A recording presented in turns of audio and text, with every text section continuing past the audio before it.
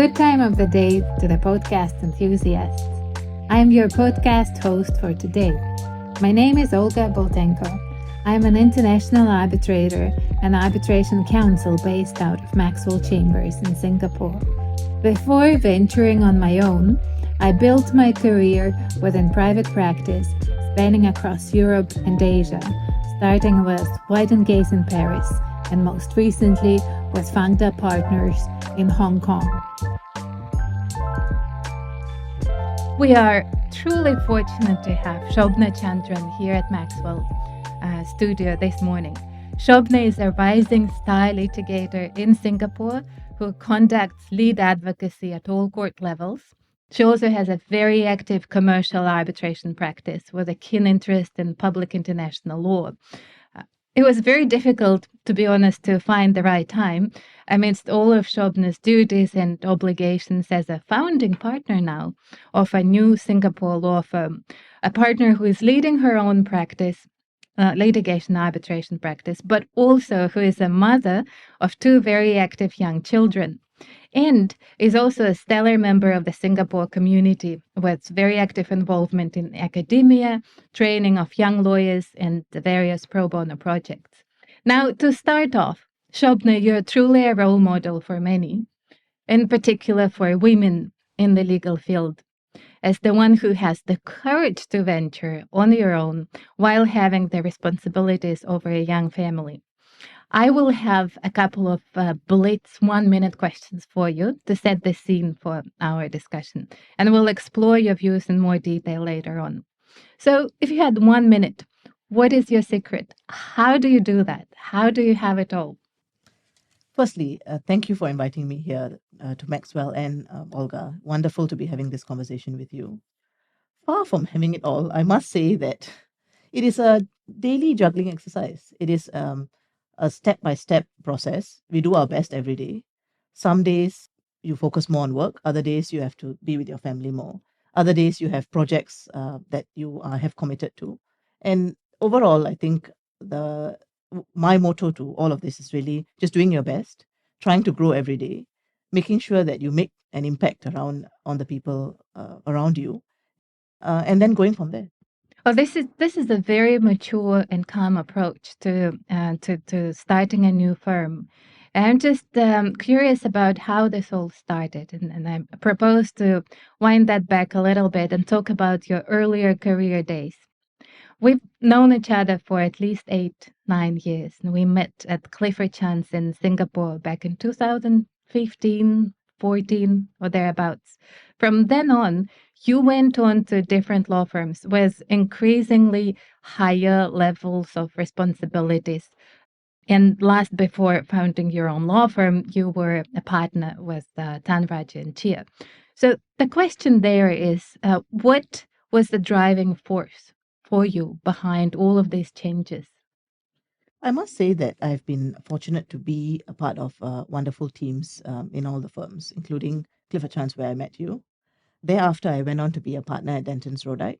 It's at Denton's that I really discovered my love for advocacy, to do stand up and do lead counsel work, to go before the Court of Appeal, to go before courts of all levels. And once that love was sparked, then the next step was really trying to build a practice, to build a book of clients, and to build a great team that will support me. So I had a wonderful time there in Denton's. I had the opportunity to be mentored and work with Justice Philip Jeranam. And 2 or 3 years ago, I moved on to Tan Raja and Chia. And over there, it was really a great opportunity for me to start building my own practice, build my own book of clients, do my own lead counsel work, advocacy, and do a lot of conflict work, do a lot of work where we are able to take on bigger institutions and so on and so forth. And that really got me in court and arguing on my feet almost on a weekly basis. So my skill sets grew and developed. And eventually I realized that it is time for me to, break away and do my own thing. And hopefully to be able to run a firm in a way that we can provide personalized services to clients. There's a personal touch. There's the advocacy element. And I can build and help grow a young team of lawyers as well, who would be able to support my barrister. These are quite powerful elements on the way to setting up a new law firm. And I see that the silver lining there is developing advocacy and building up the confidence to stand on your feet before the judges and arbitral tribunals. And that I know is working throughout in dispute resolution industry where every matter that you work in is quite contentious with a lot of adversarial energy. My question here is that there's not one lawyer, I would think, who did not face adversity, in particular working in dispute resolution industry in building her career, me including. And that adversity may range from bullying, professional assassination attempts, to be dramatic, but also just the garden variety, difficult situations. This is just unfortunately the sad state of affairs. These challenges can be unsurmountable for many, but for many others, they can be a springboard to a better, more rewarding life, more rewarding practice, and perhaps the decision to set up your own law firm. So the question is, what were some of the most difficult challenges along your personal way on the way to founding your own law firm? I would say it's about finding your tribe. It's about finding people who you can vibe with, and whether they are partner level people, whether they are your own part of your own team. And once you have a group of people who are able to work well together, assimilate well, serve clients' needs well, then you're on the way, I think, to creating, I would say, a super team. The team of, I like to call my team and myself the Avengers, because we are, in a sense, we have our own superpowers and we do our best for our clients. We try to leverage that superpowers to do our best for our clients. How do you find that perfect team? How do you build the spirit of the Avengers so that you can build your own firm culture? So for us, our honestly, our key focus is really fearless advocacy. It is to be uh, our clients advocate under those circumstances, whatever the case they have, to bring their best points before the courts and tribunals. The other two very important elements are excellence. Under all circumstances, doing our best for our clients, doing our best before the courts and the tribunals, and finally, integrity. So if our young people and our team members actually have all of these elements in them, they would be able to rise to overcome adversity. They would be able to rise to do their best under all circumstances. And through that, deadline by deadline, case by case, hearing by hearing, we build a camaraderie that is quite, I would say, unstoppable and unbreakable. And that is my aim. My aim is to be able to build more younger people up as I build my own career in the firm. I noticed that you have set up your own law firm with your female associates and partners, and you're known to be quite supportive of women. And picking up on something you said earlier about gaining that confidence and being a stellar advocate, it is perceived that the litigation profession in Singapore is somewhat male dominated, and it's harder for women to be known as advocates, to develop their practice as advocates. How do you build up that confidence in your younger colleagues to decide to be on their own and to fight all of that adversity and be the winning advocates for their clients? Right. So I must firstly say that I have a trainee who's a male. So I have one male trainee, and he's therefore the thorn among the rose or the rose among the thorns, depending on the way you want to look at it. But leaving that aside, I think what's important is for us to not be shaped by labels or what others may put on us. So leaving aside gender, leaving aside age, leaving aside ex- to some extent, where you've come from, your experience, etc. Today is a new day. This case is a fresh case, and one must always remember that you can and will get better. So leave aside your starting point. I think that's important for all of us to remember. Try to focus on how you can get better, and how you can then move forward, and the skill sets and the people who you need help from in order to build yourself up and to build the people around you. So I think taking that kind of growth mindset will help women, and actually everyone a lot, but women in particular, because it's one thing to say I don't have the confidence to stand up and be like a senior counsel or a king's counsel, but it's another thing to say that I have the confidence to stand up and do my best today, and my best today may not be as good as someone else, but this is the best I can do, and I will learn from this experience. Tomorrow I'll do a better job because I've learned something, and I won't repeat those mistakes. And in 5 days' time or in 5 years' time, I'll be a lot better than I was today. So comparing yourself constantly against what you were yesterday, I think that's the trick to confidence, really, to be able Hmm. to look at yourself and see how you're improving and growing, and focus on yourself and the people around you, your team members. Don't I think it's okay to look at other people for inspiration, and to look at how they have achieved what they have achieved in their lives. But we must always remember, I think, to keep our individuality and to keep what is special about ourselves, right? And then learn from others. Yes. The growth mindset seems to be something very important to you and to your team on your professional journey. You've started your own law firm about 4 months ago, and all the way you were supporting not only yourself but also the people around you, your new team members. This is a particularly brave decision for our generation of practitioners who traditionally view legal career as joining a large law firm and staying in the safety of a large law firm. Well, did you have any role models when you were preparing for your own venture? Was there anyone in Singapore or elsewhere in the world who gave you inspiration? I must say first, before talking about starting my own law firm, I must mention people who have helped me professionally or mentored me professionally. So I've really been blessed to be able to work for and work with three senior counsel. I started off my career for about 4.5 years with Mr. Devinder Singh SE, and I learned a lot professionally from him about the creative manner in which he runs cases and his advocacy style. And thereafter, as I mentioned earlier, I had the blessing to be able to work for Justice Philip Jeratnam when he was managing partner of Denton's. And that I spent about 4 years with him. And I learned again a lot about his advocacy style. I learned a lot from him about appellate advocacy, the best and most persuasive ways to present your case to the courts, especially at the highest levels. And just before I started my own firm, I was again very blessed to be able to work with Mr. Chelvaraja for about 2 years, and he is an amazing advocate. He does a lot of appellate and instructed counsel work, and my practice has actually really evolved along those lines. My practice consists a lot of doing instructed work, barrister work, working with other law firms collaboratively, and bringing the best possible case to the courts or to the tribunals. And having built those professional skill sets, having learned from people who are great advocates, and having had the opportunity myself to stand up before the courts and do my best for my clients, I understood that actually being a barrister was what I loved. Being on my feet is really my lifeblood. Advocacy is what I love. And once I had that understanding, and I had a group of clients and law firms actually who work regularly with me, then I think it was natural for me to then, evolve and move on and kind of try to shape my own practice and firm. You have learned from some of the best advocates in Singapore, hands down, but you seem to also place a lot of emphasis on being authentic in developing your own advocacy style. That's also quite brave, and another example of the courage that you have.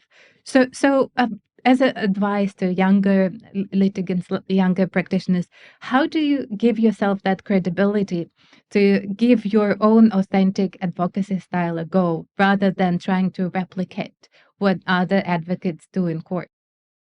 I think it's important to remember that it's one thing to learn hard skill sets. For example, what's the best way to cross-examine, etc. But it will only be persuasive and effective when it comes out in your own voice. Trying to mimic someone else, no matter how good they are, you will never really be able to do as well as them in what they do. So remembering that, I think it's about taking the skills that you have learned, seeing the best of advocacy across these mentors that you've worked with, and across everybody else that you've had the chance to work alongside or work against, and then finding your own voice, using your own voice, seeing what works for you, experimenting, and then remembering actually that what the courts are looking at is clear, persuasive advocacy, obviously being honest and having great integrity, and doing your best for your client at the same time maintaining your reputation with the courts as being an officer of the court. So when you keep these fundamentals in mind, and at the same time you're able to bring to bear your own voice, your own advocacy style, and to some extent your own personality, because advocacy is very personal. Um, I think that actually will be able to allow you to be distinguish yourself more, to be more distinctive than just being a clone of someone else. There seems to be no other choice but to be authentic in developing your own advocacy style. But that also, I would imagine, depends quite a lot on whether your professional environment allows you to do that. And I wanted to talk about your thoughts on work culture and teamwork and what leads to success. Now, I know that your firm is currently expanding and you're looking for a younger associate to join your practice. What would be the qualities that you seek in younger lawyers to define a successful younger lawyer who would succeed in your practice as well? Yes. I would say that for younger lawyers, I think having passion for what they do, having the commitment to stick to it, and understanding that the initial bit of training is hard, but once they get over it, they'll be able to improve, do better, and be part of a team that can actually make an impact on clients. I think that's important because they need to be able to see the significance of what they do and how important each small piece of work actually does contribute to a bigger, larger cause, being the client's case in court. And I would say that people who have tenacity, perseverance, and are patient, because these things take time to build. These are key qualities that I'll be looking at, and I think most firms will be looking at. Apart from that, being able to be steadfast in finding a solution for the clients and actually not giving up. I think that's very important because it's quite easy to say that, okay, this case is difficult, the law is all against us, and therefore, okay, we don't really have a case. But I would say the best advocates and the best teams, what they do is they pick out the strands of all the precedent cases, especially in common law. That's the way we work. And they would put forward the best possible case to the courts. And that's what we're looking at, right? That tenacity, the perseverance, focus, and the desire to do your best. So they need to be highly committed individuals with a focus on excellence. And they need to work well as a team, because at the end of the day, what we do is teamwork. And if you don't do your part and you're not there to help and push each other along, um, that's not. I think that's not someone we'll be looking at. Well, I wanted to focus more on your vision for teamwork and how you define successful teamwork. It's such a personal environment where you have to collaborate with colleagues of different experience levels, different seniority levels, different personalities. So how now as a founding and managing partner, how do you build your own team? How do you deal with mistakes? If by any chance your younger colleagues miss something when they're doing legal research or something. So, how do you deal with mistakes and how do you encourage professional growth of your various team members to achieve this one unity Yes. of a firm? So I think the other point for me to make before we go into my team is that collaboration is very important to me. So the way that our firm is set up and our focus is really to work, obviously with clients, direct clients, but we work a lot with other law firms as well, collaboratively. And we would then, myself and an associate of mine would work another lawyer from another firm, either as so we would be either instructed or we work as co-counsel as well. So on that basis, one can see that the way that we work is actually we will be working with diverse sets of people across a range of firms, and the important thing is for us to be able to again build relationships, build trust, do what we all do best, and then come together again using our own individual superpowers with respect and trust between each other to then present the best possible case to court. So along those lines, because our model is highly collaborative, it focuses a lot on working with different people across different firms so that we can achieve the best results for their clients, and for them and for us. It's just working internally in a team is just a subset of that. And because my associates and people who work with me, my colleagues, don't only have to get used to my style, but then are constantly working with our instructed counsel, working with solicitors on record, and so on and so forth. I think that ability to kind of see the best in others, the ability to understand everybody's role, and to do your best as part of a team, that is a key driving force for them, and therefore they need to have quite high people skills, to be able to assimilate, understand, even when tensions are high, do their best to be able to keep the cool. So the way I do it personally, I use a lot of humor. So when things are stressful, I use humor to overcome it, because as I say, it's always better to be laughing than crying.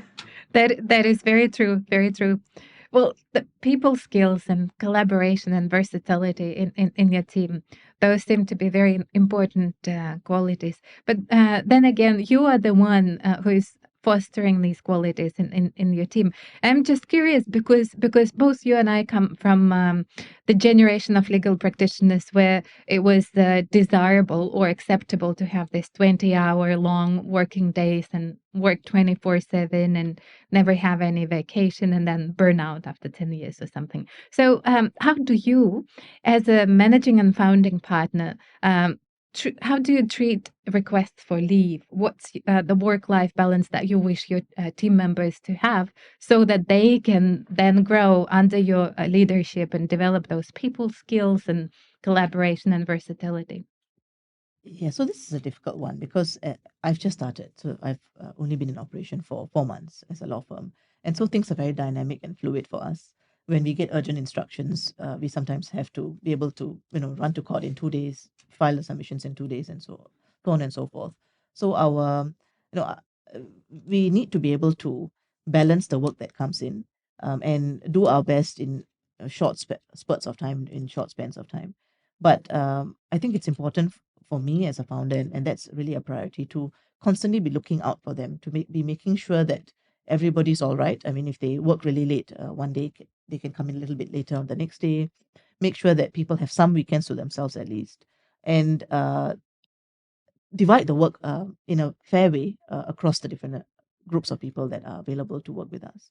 And if necessary, I also can call upon friends in other law firms, and see whether we can work collaboratively. So that's the other benefit of being able to work collaboratively. It does, I think, help my own team in circumstances where we have a sudden uptick of work. We are also able to call on others who are familiar with us and who have had experience working with us to try and come in and bolster our team. So it's very much like a kind of a barrister model.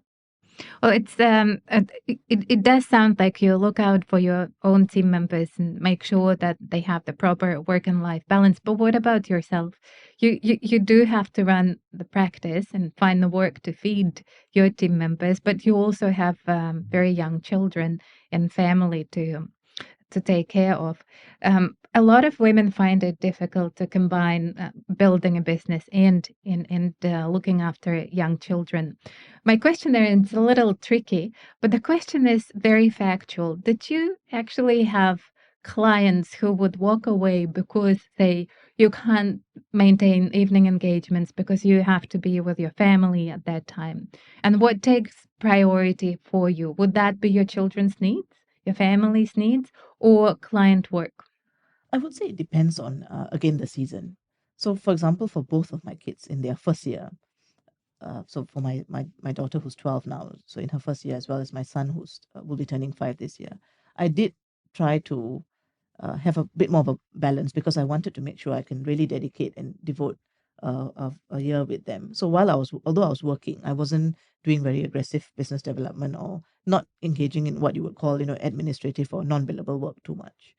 But thereafter, I think, again, it's a matter of seasons, right? As I've said, in this season that I've chosen to start the law firm in the first 4 months, obviously the priority, I would say, I call my law firm my third child, actually. Yep, And it is a yeah. baby.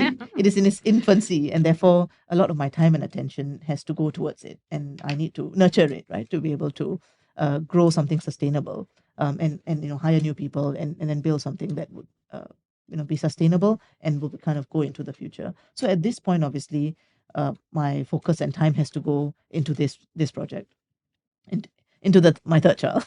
But again, as I said, there are obviously different seasons. There are obviously times when my family needs me more, and I will then have to juggle a lot of balls and find a way to be there for them. Right. And the hope is, once I'm able to grow the firm and stabilize it to a certain point, I will then again be able to focus a bit more in a more balanced way with my family as well.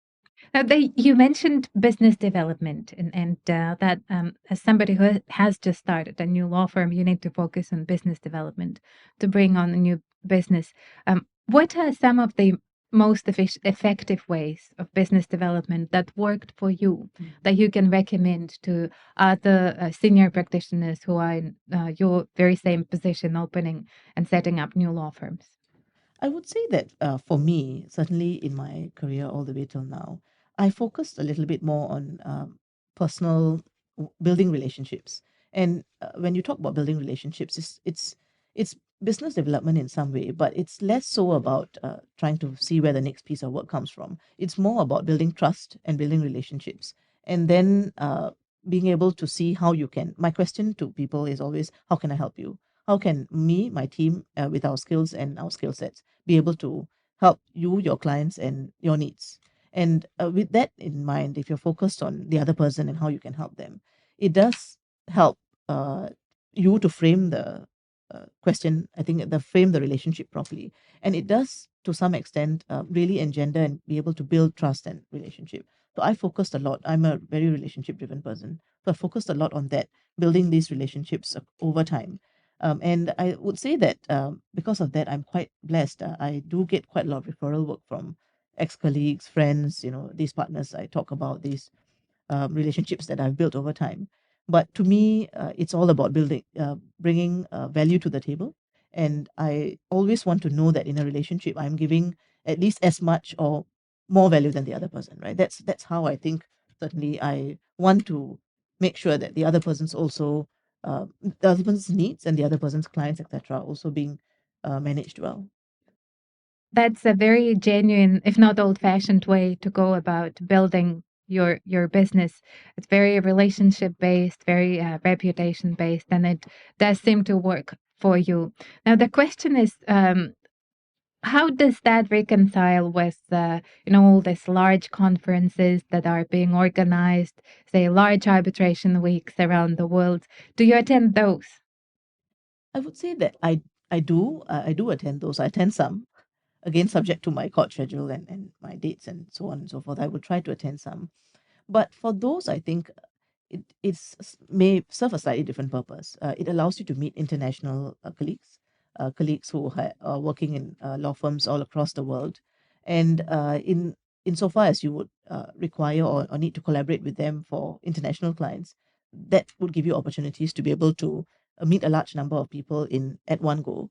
But having said that, my own experience is that I've always found that just a 5 minute high and by or dropping of a name card doesn't really work. I personally feel that you need to do a lot more to invest in that relationship, to identify people who, as I said, are your tribe, who will vibe with you, who you feel that there's a true and sincere connection, and then kind of work on building those relationships rather than just talking to everybody, all and sundry. Well, that's a very natural kind of circling back to where we started, and I think it's the right time now to conclude with our blitz remaining 4 or 5 questions for takeaway purposes. The first blitz question is: what words of support, if you have only a couple of words, would you say for young mothers who are also actively building their legal practice?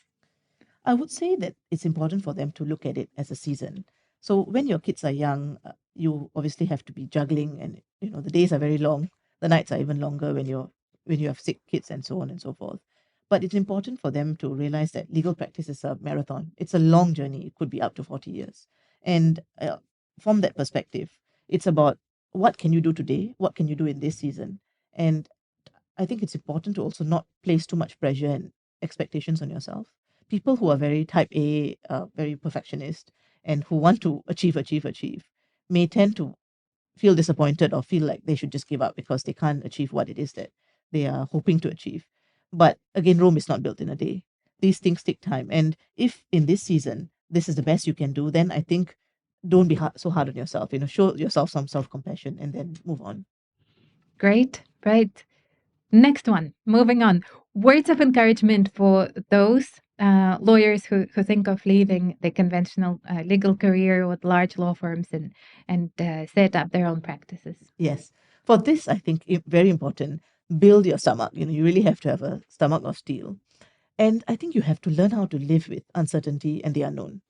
Every day or every month or every year may be uncertain. But it's important to remember that you're not very different from your peers in larger firms, because while you have a firm to support, I mean, in the firm, in my case, for example, has about 5 or 6 people, they also have teams to support. They also have, their own overheads and other matters to deal with. And if you understand actually that a smaller firm, running your own firm, is essentially like running a practice, except that you're on your own, and you may not have the institutional support. Then I think looking at it from that perspective, it is not as frightening as just thinking of it in a silo. And remember that the friends and the contacts that you have built over the years can also be tapped upon. I mean, as a managing partner in my firm, I don't really have any peers at my level in my firm, but I can always count on other managing partners who I know, or other ex-colleagues, other people like yourself, and the other friends that we have, for support, for encouragement, and so on and so forth. So I think remember that you're never alone, and that the time and effort that you have spent in, I think, building relationships, if you need to call on them, and you need to call on support, and you need to call on help, then feel free to do that, because that's when I think you find out who your true friends are. That's a very important takeaway. You're never alone, and the community and your own tribe matter a lot. The penultimate question: what would you say, a few words again, to those throughout your career who discouraged you along the way?